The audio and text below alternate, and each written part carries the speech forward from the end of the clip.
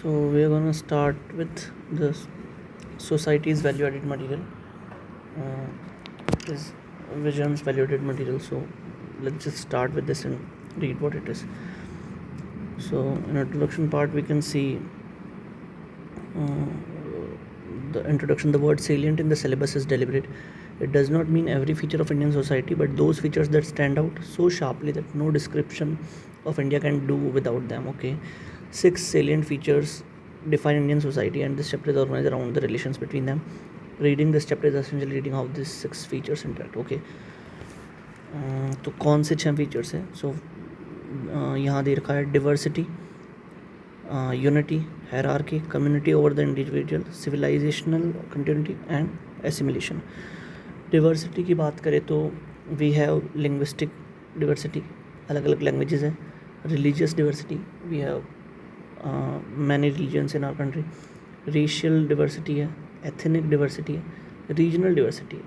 तो you just have to, I think we just have to remember कि one of the most important feature of our society तो it is diversity and we have to remember it. और फिर diversity कितने type की होगी तो this is not something that we have to mug up. It's very well understood कि linguistic diversity हमारे यहाँ, religious diversity है, racial है, ethnic है, regional है, on a scale matched by a few societies. These are the lines जो आप add करके sentence थोड़ा अच्छा बना सकते हो, जो कि बहुत कम सोसाइटीज़ में इतनी डिवर्सिटी होती है. Next is again next you don't not have to mug up unity and diversity हम पढ़ते हैं तो डिवर्सिटी एक हो गया. Next is unity. तो geographical, political, cultural and constitutional bonds that hold this diversity together. The phrase unity and diversity describes their effect. तो because we have geographical, political, cultural and constitutional bonds है. We have single constitution. Political institution हमारा एक है तो वो हमें एक unity provide करता है.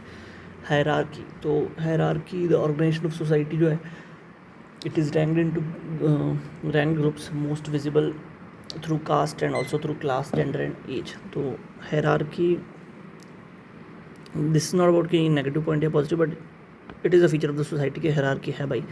तो सोसाइटी अलग अलग ग्रुप्स में रैंक्ड है जिसमें caste is one of the very important group. Then we have also are hierarchical class, gender and age.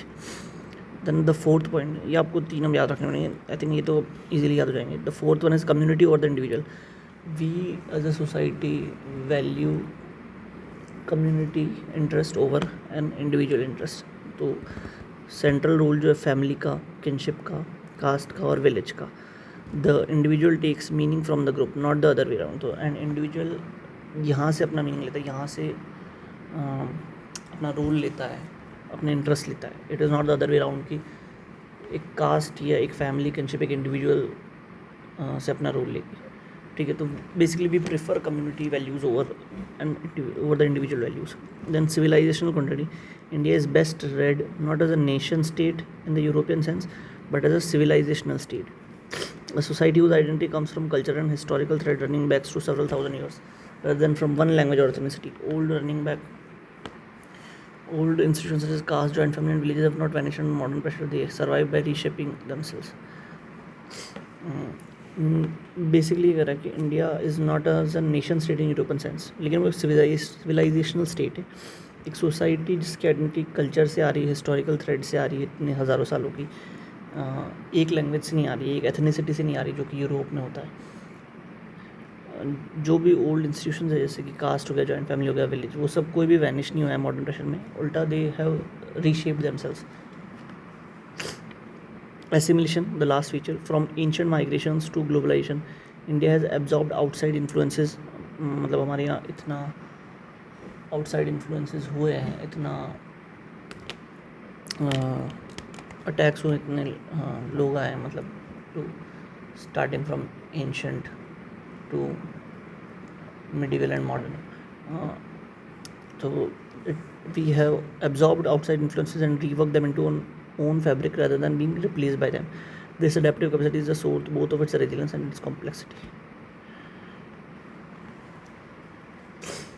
Next, we have to study chapter at a glance. So what India is composition, how it is structured, caste, class, community, or what holds it together, unity and diversity, and what changes it, force of change here. what the change produce caste. So this is a diagram. Continuity and change पढ़ते हैं, ठीक है. The two features that define the composition of Indian society is its diversity and the bonds that hold the diversity together. So let's start with the first point, diversity. Diversity is more than a list of differences. It is a social force that shapes the country. हम कह रहे हैं कि diversity भाई differences का मतलब diversity नहीं है, वो एक सोशल फोर्स है जो कंट्री को शेप कर रही है. It can build a strong national identity at one and it can push some groups to margins at the other. Whether it becomes a source of strength or of conflict depends on how it is manage. Clearly हम कह रहे हैं कि भाई हमारे यहाँ diversity है, but how do we manage it is very important. It can become a source of strength or a conflict. Form of diversity क्या है, हमने बात की थी लिंग्विस्टिक डिवर्सिटी है. नाउ विल जस्ट रीड की क्या क्या इसमें फैक्ट्स लिख सकते हैं. तो 1961 का सेंसस रिकॉर्ड हुआ तो उसमें हमारे यहाँ 1652 मदर टंग्स थी. Later survey identify 19,500 languages and dialects. Census 2011 ये कर सकते कि 121 लैंग्वेजेस है, of which 22 are in the 8th schedule. 97% of Indians speak one of the 8th scheduled languages, their mother tongue. The identity drove the linguistic reorganization of the state after independence. फिर racial religious diversity कैसे है, तो birth place है 4 religions का, Hinduism, Buddhism, Jainism, Sikhism.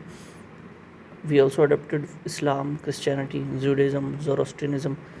Outcome is often syncretism, the blending of belief and practices from different traditions, not mere coexistence. Traditions की सिर्फ coexist कर रहे हैं religions हमारे यहाँ. This is how keywords play important. हम लिखेंगे कि we have different religions coexist in our society, but we have to write the outcome is syncretism, which means कि blending of belief and practices from different traditions, कि blend हुए हैं beliefs and practices different religions के यहाँ. Religious composition जो according census 2000 की बात करें तो Hindus are 79.8, Muslims 14%, Christians 2.3, Sikhs 1.7, Buddhists 0.7, Jains 0.4. Can you tell me in which year Jains were given the minority status? 2014.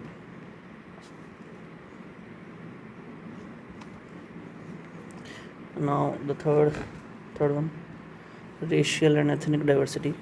तो हमने एक साइड कंबाइन किया है racial and ethnic diversity को. Population draws from several major racial stocks, Caucasoid, Mongoloid, Australoid and others, giving wide variation in the feature and ethnic diversity. इतना ही लिखा है. Religion, regional and cultural diversity, इसको भी हमने एक ले लिया.